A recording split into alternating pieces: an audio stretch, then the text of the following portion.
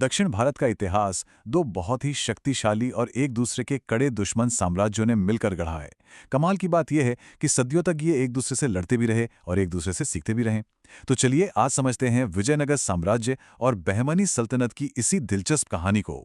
हम इन दोनों राज्यों की कहानी को 6 हिस्सों में देखेंगे। उनके उदय से लेकर उनके बीच जो लंबा संघर्ष चला, उनकी शानदार संस्कृति कैसी थी और आखिर में इन दोनों महाबलियों का पतन कैसे हुआ। तो देखिए, कहानी शुरू होती है लगभग एक ही वक्त पर। विजयनगर की स्थापना हुई 1336 में हरिहर और बुक्का के हाथों, और ठीक सिर्फ 11 साल बाद 1347 में अलाउद्दीन हसन बहमन शाह ने बहमनी सल्तनत की नींव रख दी।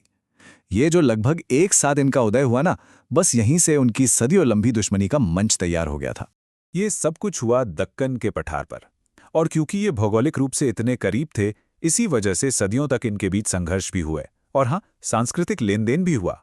मतलब एक ही इलाके में दो महाशक्तियों का होना टकराव तो लगभग तय ही कर देता है। चलिए सबसे पहले बात करते हैं दक्षिण की ताकत विजयनगर की। इसका मतलब था विजय का शहर, और इसे मध्य युग का एक महान हिंदू साम्राज्य माना जाता था। इसकी शान और इसके संगठन की कहानियां तो दूर दूर तक मशहूर थी। देखिए, विजयनगर का जो इतना लंबा इतिहास है वो किसी एक परिवार का नहीं है। इसे 4 अलग-अलग राजवंशों ने चलाया। संगम वंश से शुरुआत हुई और यह सिलसिला अराविडू वंश तक चला। हर वंश ने इस साम्राज्य पर अपनी एक अलग छाप छोड़ी, और इन सभी राजवंशों में एक नाम है जो सबसे अलग चमकता है, कृष्णदेवराय। ये तुलु वंश के सबसे महान शासक थे, और उनकी ताकत का अंदाजा आप इसी बात से लगा सकते हैं कि उत्तर में मुगल साम्राज्य के संस्थापक बाबर ने भी अपनी आत्मकथा में उन्हें भारत का सबसे शक्तिशाली शासक माना था।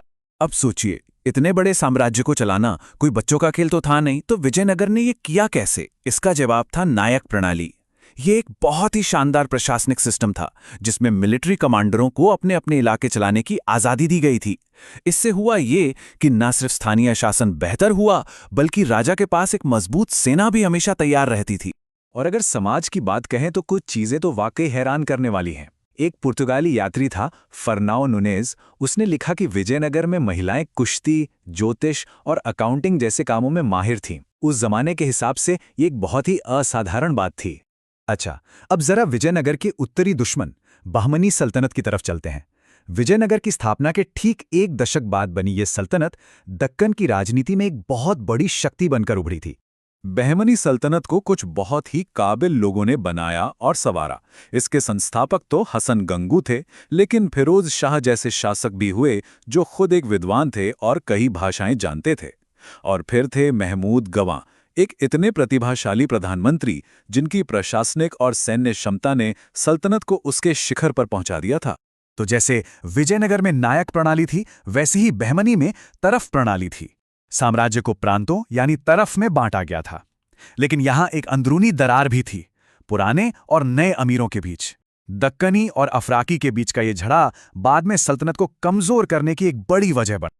अब हम उस कहानी के बिल्कुल केंद्र में आते हैं जो इन दोनों साम्राज्यों को परिभाषित करती है, और वो है वर्चस्व के लिए उनका लंबा और थका देने वाला संघर्ष। और इस पूरे संघर्ष का केंद्र एक खास इलाका था। तो सवाल ये उठता है कि आखिर ये 100 साल लंबा युद्ध किस लिए था? क्या वजह थी कि ये दोनों साम्राज्य लगातार एक दूसरे से लड़ते रहे? इसका जवाब एक शब्द में है, जमीन। खास तौर पर तुंगभद्रा दोआब। ये कृष्णा और तुंगभद्रा नदियों के बीच का एक बेहद उपजाऊ इलाका था। समझिए कि ये उस दौर का सबसे कीमती रियल एस्टेट था। जिस किसी का इस पर कब्जा होता, धन और शक्ति उसी की होती। और ये संघर्ष एक न खत्म होने वाले एक क्रूर चक्र में बदल गया। एक पक्ष युद्ध हारता, उसे भारी हर्जाना चुकाना पड़ता, और फिर शांति के नाम पर शादी ब्याह जैसे कूटनीतिक गठबंधन होते, जिसमें अक्सर और भी ज्यादा जमीन देनी पड़ जाती थी। ये चक्र बार बार दोहराया गया। लेकिन ये दुश्मनी सिर्फ लड़ाई के मैदान तक ही नहीं थी। ये एक तरह की होड़ थी, सांस्कृतिक और वास्तुकला की उपलब्धियों की होड़। दोनों साम्राज्य ये दिखाना चाहते थे कि कला, साहित्य और आर्किटेक्चर में कौन बेहतर है।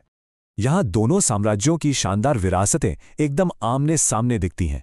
एक तरफ विजयनगर के हम्पी में भव्य मंदिर हैं, तो दूसरी तरफ बहमनी और उनके उत्तराधिकारी राज्यों की इंडो इस्लामिक वास्तुकला के अद्भुत नमूने, जैसे गोल गुंबज और चार मीनार।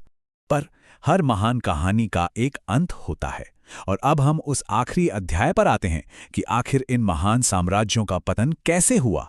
एक ऐसी घटना जिसने दक्षिण भारत के राजनीतिक नक्शे को हमेशा के लिए बदल दिया। एक साल, एक तारीख जो दक्षिण भारत के इतिहास में एक बहुत बड़े मोड़ का प्रतीक है, 1565। ये दिन था तालीकोटा की लड़ाई का। दक्कन की सल्तनतों की एक मिलीजुली सेना ने विजयनगर साम्राज्य की ताकत को पूरी तरह से खत्म कर दिया। इस लड़ाई के बाद उस विजय के शहर को बुरी तरह से लूटा और तबाह कर दिया गया। और यही कहानी में एक बहुत बड़ी विडंबना है। तालीकोटा में विजेता कौन थे? वो 5 उत्तराधिकारी राज्य जो विजयनगर के पुराने दुश्मन बहमनी सल्तनत के टूटने से बने थे। मतलब बहमनी सल्तनत खुद तो खत्म हो चुकी थी, लेकिन उसके टुकड़ों ने मिलकर अपने सबसे पुराने और बड़े दुश्मन को आखिरकार हरा ही दिया। और ये हमें एक बहुत ही दिलचस्प सवाल पर लाकर छोड़ देता है। जरा सोचिए, अगर इन 2 शक्तियों ने 2 सदियों तक एक दूसरे से लड़कर अपनी ऊर्जा और ताकत खत्म न की होती, तो क्या इतिहास कुछ और हो सकता था? क्या वो अगली बड़ी चुनौती यानी यूरोपीय शक्तियों का मिलकर सामना कर पाते? ये एक ऐसा सवाल है जिसका जवाब इतिहास में तो नहीं है, पर कल्पना में जरूर है।